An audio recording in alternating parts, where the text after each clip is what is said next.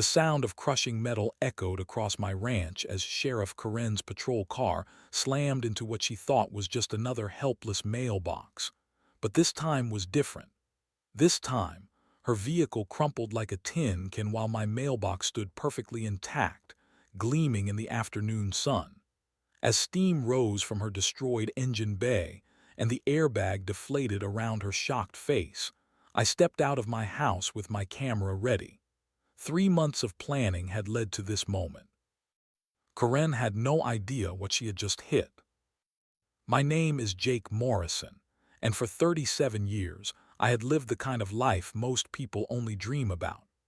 My ranch stretched across 200 acres of rolling hills in Cedar County, where the morning mist hung low over the pastures, and the only sounds were cattle lowing and meadowlarks singing their ancient songs. The property had been in my family since my grandfather homesteaded it back in 1952. 3 generations of Morrisons had worked this land, respected our neighbors, and contributed to the tight-knit community that made rural life so special. Every fence post, every barn board, every flower in my wife Sarah's garden represented decades of careful tending and honest work. At the end of our quarter-mile gravel driveway stood my pride and joy. It was not just any mailbox.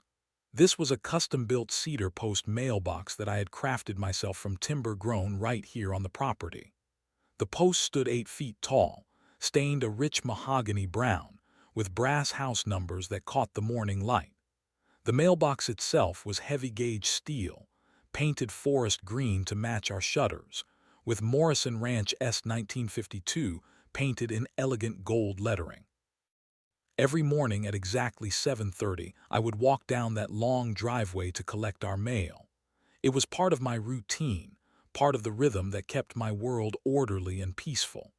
I knew every neighbor who drove past. Mrs. Henderson in her blue sedan heading to her job at the county office. Tom Garrett in his pickup truck, usually with hay bales loaded in the back. The school bus driver, Martha, who always waved and honked twice as she passed. These people respected property lines. They understood that a man's driveway was sacred ground, and they drove accordingly. When someone occasionally needed to turn around, they would pull into our drive slowly and carefully, always making sure not to damage anything or leave tire marks in the grass. This was the way things were supposed to work in a community where people still knew right from wrong, where a handshake meant something, where respect was not just a word, but a way of life that bound neighbors together like family. Sarah and I had raised our 2 kids here. We had weathered droughts and floods, celebrated good harvests, and struggled through lean years. Through it all, that mailbox had stood as a symbol of our connection to the wider world beyond our ranch gates. It represented stability, tradition, and the simple dignity of rural life. Every evening, I would walk back down that driveway after a long day of work, feeling grateful for the life we had built. The mailbox would catch the golden light of sunset, standing straight and proud against the backdrop of our well-maintained property. It was a small thing, perhaps, but it represented everything I valued about living in a place where people still treated each other with basic human decency. I never imagined that this simple mailbox would become the center of a battle that would change everything I thought I knew about justice, power, and the lengths a man will go to protect what is rightfully his.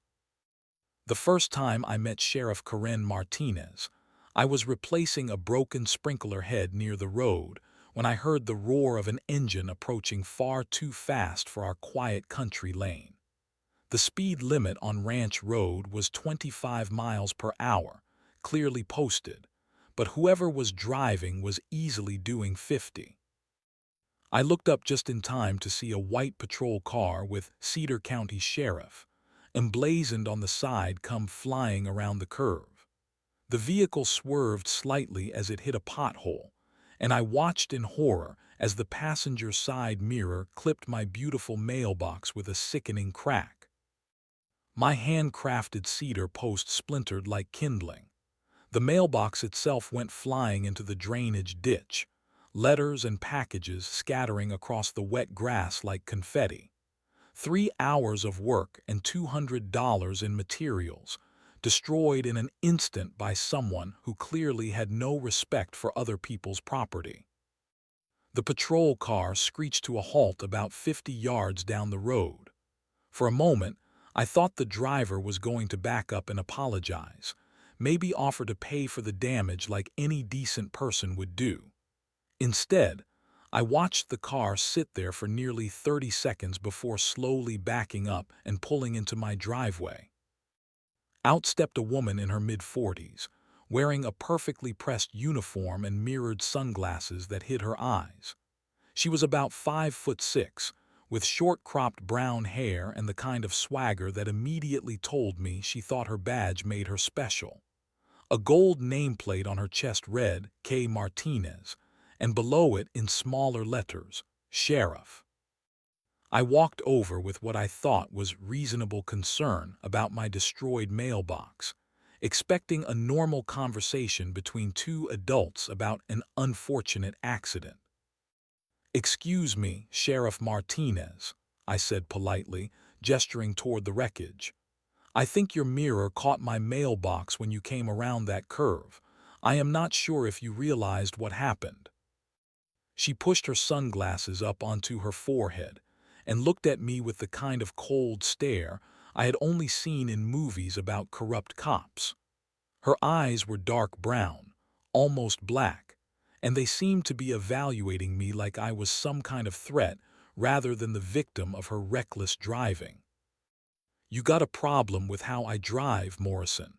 she asked, somehow already knowing my name despite never having met me before. "Well, yes, actually I do," I replied, trying to keep my voice level and respectful. "That mailbox cost me $200 to build, and now it is completely destroyed. I am hoping we can work something out about the damage." Karen laughed. Not a friendly laugh, but the kind of sound a bully makes when they realize they have found an easy target. "Let me explain something to you, ranch boy," she said, stepping closer until she was well inside my personal space. "I am the sheriff of this county. When I am responding to calls, I drive however fast I need to drive. If your little craft project cannot handle being near a public road, maybe you should move it back where it belongs." I could not believe what I was hearing. This woman had just destroyed my property through her own careless driving, and somehow she was making it my fault. "The mailbox was exactly where it has been for 15 years, I said, my voice rising slightly despite my efforts to stay calm. "It was properly positioned according to postal regulations, and you were driving way too fast for this road." Karen's hand moved to rest on her service weapon, a subtle but unmistakable threat.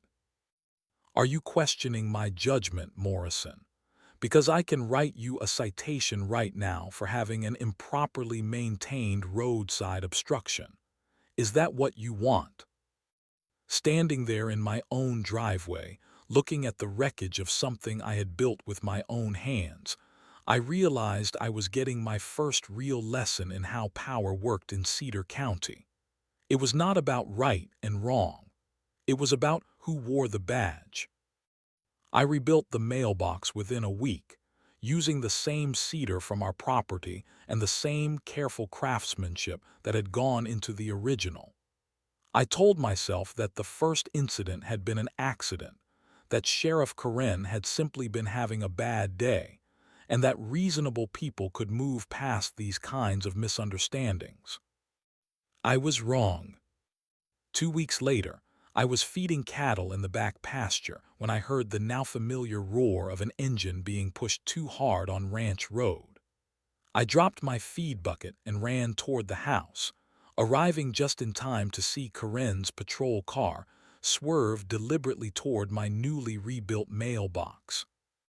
This time there was no question about intent. She aimed directly for it, clipping it with her front bumper, and sending it spinning into the ditch like a broken toy. Then she accelerated away without even slowing down, leaving me standing in my driveway with my mouth hanging open in disbelief. Over the next 6 weeks, the attacks escalated in both frequency and boldness. Karen would cruise by during her patrol shifts, sometimes twice in the same day, looking for opportunities to destroy whatever I had managed to rebuild. She seemed to take particular pleasure in timing her attacks for maximum psychological impact. One morning, she destroyed my mailbox while I was helping my elderly neighbor, Mrs. Henderson, load groceries into her car.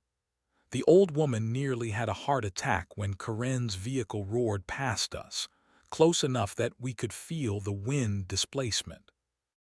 Another time, she waited until Sarah was getting our mail, then came racing around the curve with her siren wailing, forcing my wife to dive out of the way as she demolished the mailbox just inches from where Sarah had been standing. I started documenting everything. Every incident got photographed from multiple angles. I recorded the dates, times, weather conditions, and estimated speeds. I saved receipts for materials and calculated the hours I spent rebuilding. By the end of the second month, I had accumulated over $800 in documented damage and more than 40 hours of unpaid labor. When I finally worked up the courage to file a formal complaint at the sheriff's department, I was told to wait in a plastic chair for 2 hours before being ushered into a tiny windowless office to meet with Deputy Frank Williams, a man who looked like he had given up on life sometime during the Clinton administration. "So you think Sheriff Martinez is targeting your mailbox specifically?" he asked, not bothering to hide his skepticism.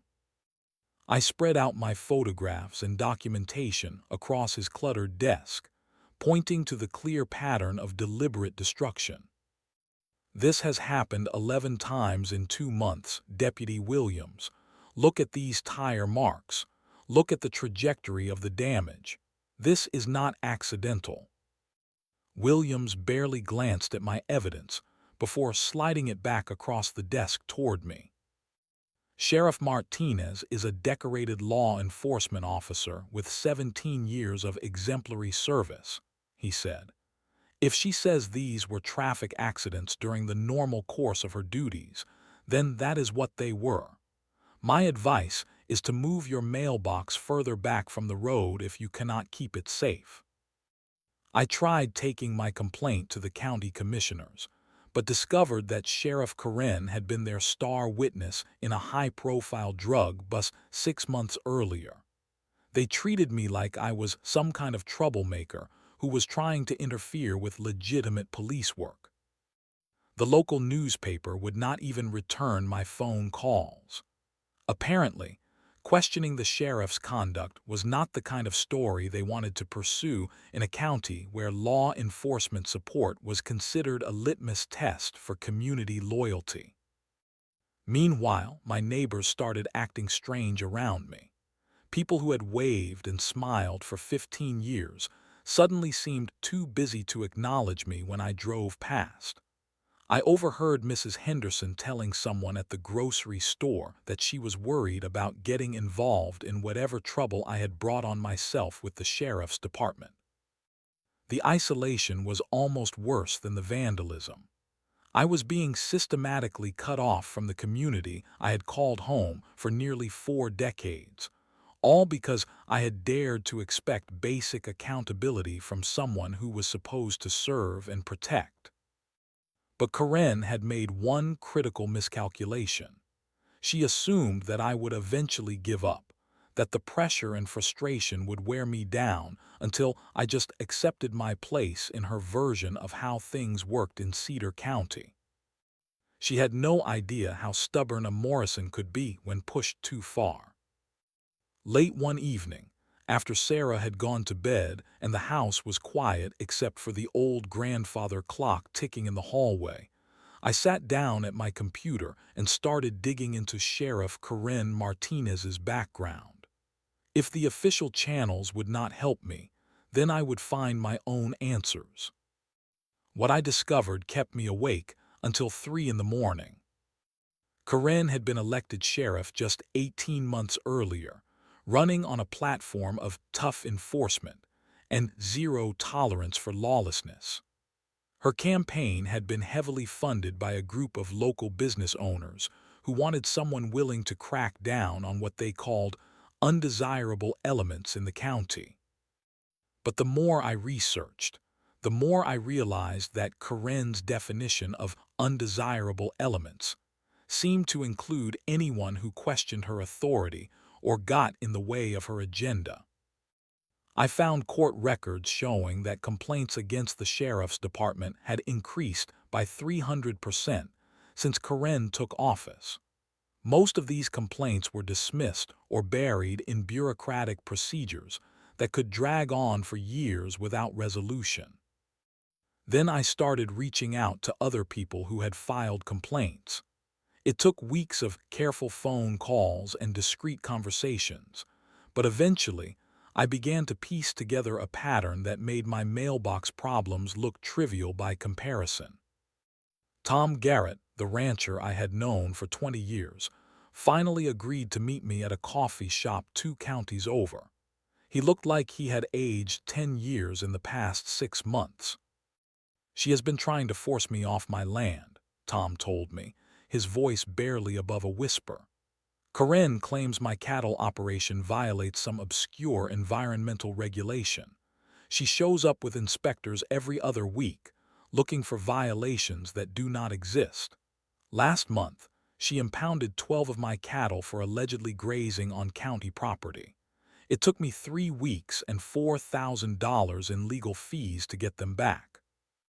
Maria Santos, who owned the Mexican restaurant downtown, had a similar story. Karen had subjected her business to weekly safety inspections ever since Maria had refused to cater a campaign fundraiser for free. "She brings different inspectors every time," Maria explained during our clandestine meeting behind the abandoned gas station on Highway 9. "Fire department, health department, building codes, liquor licensing. They never find anything wrong, but I have to close the restaurant for hours each time. I am losing customers because people cannot depend on me being open." The most disturbing story came from Jennifer Walsh, a single mother who worked as a school secretary. Karen had arrested Jennifer's 17-year-old son on drug possession, charges that Jennifer swore were fabricated. "She planted evidence in his car," Jennifer told me, tears streaming down her face. "I know my boy. He has never done drugs in his life. But Karen needed an arrest to make her statistics look good, and she picked an easy target." As I listened to story after story, I realized that I was not dealing with isolated incidents of poor judgment or personal vendetta. This was systematic abuse of power on a scale that threatened the entire foundation of our community. Karen had weaponized her badge and turned law enforcement into a tool for personal revenge and political control. She was not just destroying mailboxes or harassing business owners. She was destroying lives, families, and the basic trust that held our small town together. But she had also made a critical error. By targeting so many people, she had created a network of victims who were ready to fight back if someone could show them how. That night, I made a decision that would change everything. If Karen wanted to play games with people's lives and property, then I would show her what happened when she picked on someone who refused to back down. I was going to build a mailbox that would end this war once and for all. The idea came to me while I was welding a broken gate hinge in my workshop. As I watched the sparks fly and felt the satisfaction of joining 2 pieces of metal into something stronger than either had been alone, I realized that I had been approaching the mailbox problem all wrong. Instead of building something beautiful that Karen could destroy, I needed to build something that would destroy her ability to keep terrorizing our community. I started with research. Federal postal regulations were surprisingly specific about mailbox construction and placement, but they said nothing about how strong a mailbox could be, only that it had to be positioned correctly and allow easy access for mail delivery. Next, I called my old friend Eddie Kowalski, who had worked as a structural engineer before retiring to raise horses on the other side of the county. Eddie owed me a favor from the time I had helped him rebuild his barn after a tornado, and he was more than happy to help design what he started calling Project Immovable Object. "You want something that looks exactly like a normal mailbox but can stop a speeding car?" Eddie asked, grinning like a kid with a new toy. "Jake, this is the most interesting project I have worked on in years." We spent 3 evenings in his workshop, sketching designs and running calculations. The solution was elegantly simple. We would build what appeared to be a standard cedar post mailbox, but the visible post would be nothing more than a decorative sleeve surrounding a core of solid steel anchored in 3 feet of reinforced concrete. The mailbox itself would be mounted on a steel frame that could flex slightly on impact to avoid injury to postal workers, but would transfer the full force of any collision directly into the immovable foundation below. "If someone hits this thing at 30 miles per hour, their vehicle is going to stop instantly," Eddie explained, showing me the stress calculations. "The mailbox will not even wobble." Construction took 2 weeks and had to be done entirely in secret. I told Sarah I was working on a special project, which was true enough, but I could not risk word getting back to Karen before everything was ready. I did the concrete work at night, using my tractor's headlights to illuminate the dig site. 3 cubic yards of concrete mixed with rebar created a foundation that extended 4 feet deep and 3 feet in all directions. While it cured, I fabricated the steel core in my workshop, using quarter-inch plate steel welded into a hollow rectangular frame that would slide perfectly over the buried anchor points. The trickiest part was making everything look identical to my previous mailboxes. I used cedar planks from the same tree that had provided lumber for all the earlier versions, staining and weathering the wood until it matched perfectly. The brass house numbers were positioned exactly where they had always been. Even the mailbox itself was identical to the others, purchased from the same supplier, and painted the same forest green. When everything was finished and installed, the result looked indistinguishable from any of the 12 mailboxes that Karen had destroyed over the past 4 months. But appearances were deceiving. What looked like a simple cedar post was actually a fortress designed to withstand the impact of a small truck. Eddie and I tested it by attaching a come-along winch to my old farm truck and pulling against the mailbox with several thousand pounds of force. The post did not budge even a fraction of an inch. "That thing is not going anywhere," Eddie said with satisfaction. "You could hit it with a bulldozer and it would probably win." The final step was installing a hidden security camera system. I positioned 3 small wireless cameras with night vision capability to record the mailbox area from different angles. The footage would be automatically uploaded to a cloud storage account that Karen could not access or delete. On the night before I expected Karen's next attack, I stood in my workshop looking at months of planning and preparation. Tomorrow would determine whether I was a genius or just another victim who had wasted time and money on an elaborate gesture of defiance. But as I thought about Tom Garrett's cattle, Maria Santos's restaurant, and Jennifer Walsh's son sitting in jail on false charges, I knew that this was about much more than protecting a mailbox. This was about showing an entire community that bullies could be stopped, that corruption had limits, and that sometimes the only way to restore justice was to make the consequences of injustice too painful to ignore. For 3 days, nothing happened. Karen drove past my house during her normal patrol rounds, but she must have been focused on other victims because she barely glanced at the mailbox that had caused her so much satisfaction to destroy in the past. I began to worry that my plan would fail simply because she had lost interest in tormenting me. Maybe she had moved on to easier targets, or maybe she sensed that something had changed and decided to avoid the area entirely. Then, on Thursday afternoon at exactly 2:47 p.m., I heard the sound I had been waiting for. The distinctive roar of Karen's patrol car being pushed well beyond safe speeds on Ranch Road. I was in my kitchen making coffee when the engine noise caught my attention. Something about the pitch and intensity told me this was different from her usual drive-bys. This sounded purposeful, aggressive, like she was building up speed for a particularly satisfying attack.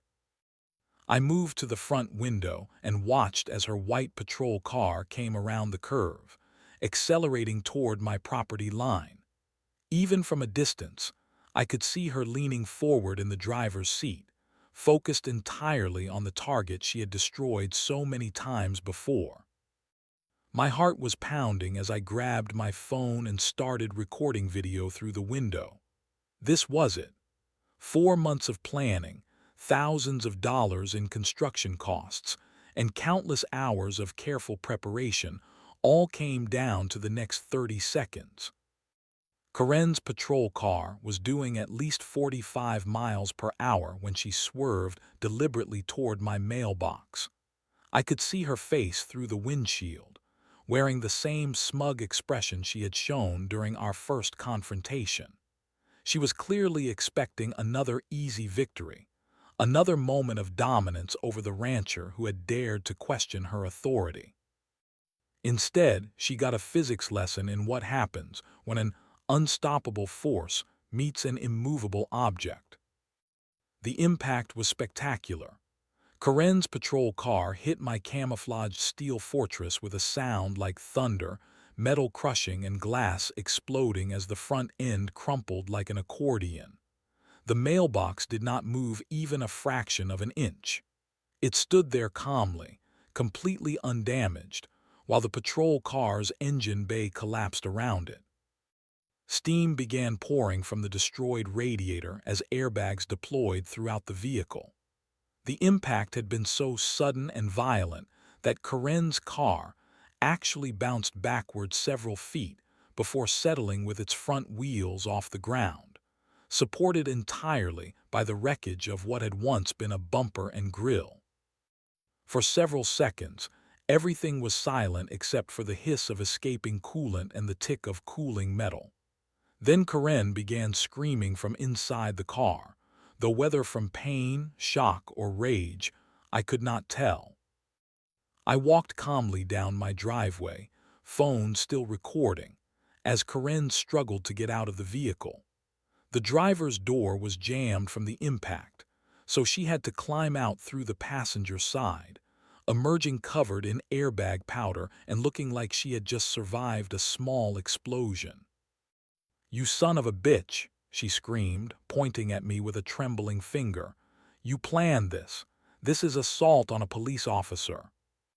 I stopped about 10 feet away from her, close enough to speak normally but far enough to stay safe if she decided to do something stupid. "Sheriff Martinez," I said, keeping my voice calm and level, "are you injured? Do you need me to call an ambulance?" She was shaking with rage, her uniform torn and her hair disheveled from the airbag deployment. But what struck me most was the look in her eyes. For the first time since I had known her, Karen looked genuinely surprised. She had gotten so accustomed to easy victories that she had forgotten what it felt like to lose. "I am going to have you arrested," she snarled. "This is entrapment. This is destruction of county property. This is—" "This is a mailbox," I interrupted. gesturing toward the completely undamaged structure that had just totaled her patrol car. Built according to federal postal regulations and positioned exactly where it has been for the past 4 months. The same mailbox you have destroyed 12 times while driving recklessly on a public road. Karen looked back at her destroyed vehicle, then at the mailbox, then at me.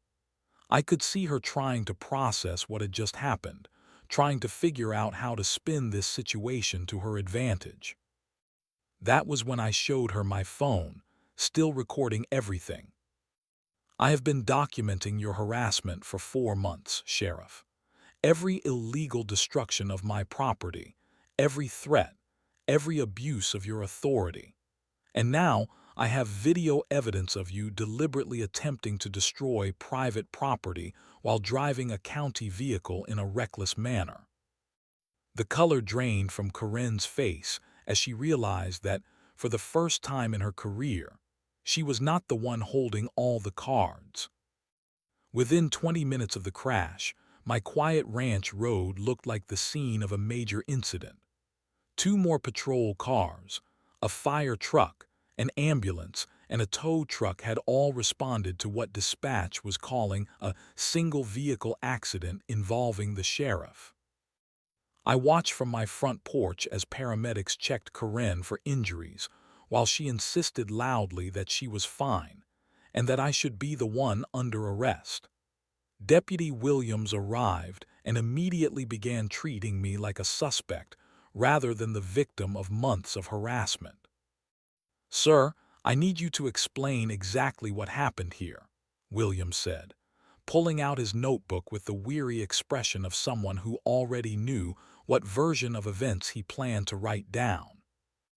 Instead of answering, I handed him a thumb drive containing 4 months of documentation. Photos, videos, receipts, witness statements, and most importantly, the crystal-clear footage I had just recorded of Karen deliberately swerving to attack my mailbox. "Everything you need to know is on there, Deputy Williams, including video evidence of your sheriff committing vehicular vandalism while operating a county vehicle." Williams looked at the thumb drive like it might explode in his hand. This was clearly not the simple cover-up he had been expecting to orchestrate. "I am also forwarding copies of all this evidence to the State Attorney General's office, the county commissioners, and Channel 7 News," I continued. "Sheriff Martinez has been systematically abusing her authority to harass and intimidate law-abiding citizens. This ends today." By evening, my story was the lead item on 3 different news channels. The footage of Karen's patrol car crumpling against my immovable mailbox played over and over, becoming the kind of viral video that people share with the comment, "You have to see this to believe it." But more importantly, the news coverage gave other victims the courage to come forward publicly. Tom Garrett appeared on camera describing how Karen had been trying to force him off his land. Maria Santos showed reporters the stack of bogus inspection reports that had nearly bankrupted her restaurant. Jennifer Walsh broke down in tears as she explained how her innocent son was still sitting in jail on fabricated drug charges. The state attorney general announced a formal investigation into the Cedar County Sheriff's Department within 48 hours. Internal affairs investigators descended on the county like a plague, interviewing victims, reviewing records, and uncovering a pattern of corruption that went far beyond anything I had imagined. It turned out that Karen had been using her position to benefit a small group of wealthy supporters who wanted troublesome property owners, business competitors, and inconvenient citizens removed from their path. My mailbox had just been the most visible symbol of a much larger conspiracy. The county commissioners, who had dismissed my complaints just weeks earlier, suddenly fell over themselves to apologize and promise reforms. The local newspaper, which had refused to return my phone calls, now wanted to do a front-page story about my ingenious solution to police harassment. Most satisfying of all was watching my neighbors remember that they had always respected me, that they had never really believed Karen's version of events, and that they were proud to live in a community where someone was willing to stand up to corruption. But the real victory was not the media attention or the official investigations. It was the look on Karen's face when she realized that her reign of terror was over, that she would finally be held accountable for the pain she had caused, and that a simple mailbox had accomplished what the entire system had failed to do. Justice had been served, one crushed patrol car at a time. 6 months later, I stood in the same spot where Karen's patrol car had met its match, watching a very different kind of official vehicle pull into my driveway. This time, it was a news van from the regional NBC affiliate, coming to do a follow-up story on what had become known throughout the state as the mailbox that stopped a sheriff. The legal proceedings had moved faster than anyone expected. Faced with overwhelming evidence and a growing list of victims willing to testify, Karen had accepted a plea bargain rather than risk a lengthy trial. She was sentenced to 18 months in prison for abuse of office, destruction of property, and civil rights violations. More importantly, she was permanently barred from holding any law enforcement position in the state. Her replacement, Sheriff Mike Torres, was a 20-year veteran from the state police who had built his reputation on community policing and accountability. One of his first official acts was to personally apologize to every victim of Karen's harassment and to establish a civilian oversight board to prevent future abuses. Tom Garrett got his cattle back and was awarded damages for the financial losses caused by Karen's bogus enforcement actions. Maria Santos received a formal apology from the county in compensation for the business she had lost during months of harassment. Most importantly, Jennifer Walsh's son was released from jail when prosecutors admitted they could not prove the drug charges without Karen's tainted testimony. The indestructible mailbox became something of a local landmark. People would drive out from town just to see the structure that had brought down a corrupt sheriff. Some left flowers or small American flags. Others just took pictures to share with friends who had heard about the David and Goliath story playing out in rural Cedar County. I considered replacing it with a normal mailbox once the legal proceedings were finished, but Sarah convinced me to leave it as it was. "That mailbox represents something important," she told me one evening as we sat on the front porch watching the sunset. "It shows people that sometimes standing up to bullies actually works." She was right. The mailbox had become a symbol of resistance against abuse of power, proof that ordinary citizens could fight back against corruption when they were willing to be creative, persistent, and brave.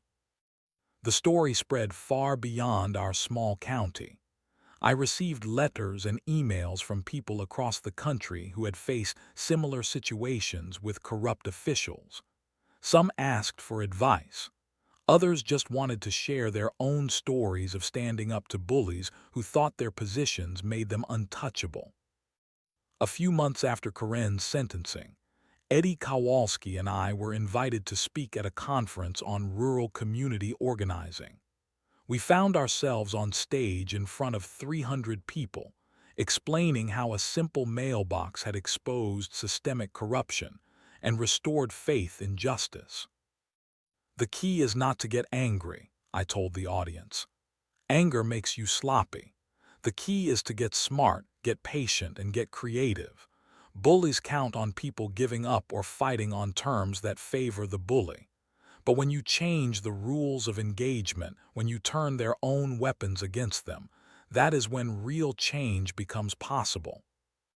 Today, my mailbox still stands exactly where it has always stood, still delivering our mail, still marking the entrance to Morrison Ranch. but now it represents something more than just a connection to the outside world.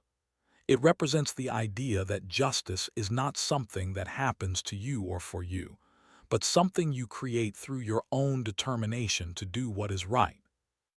Karen Martinez learned that lesson the hard way.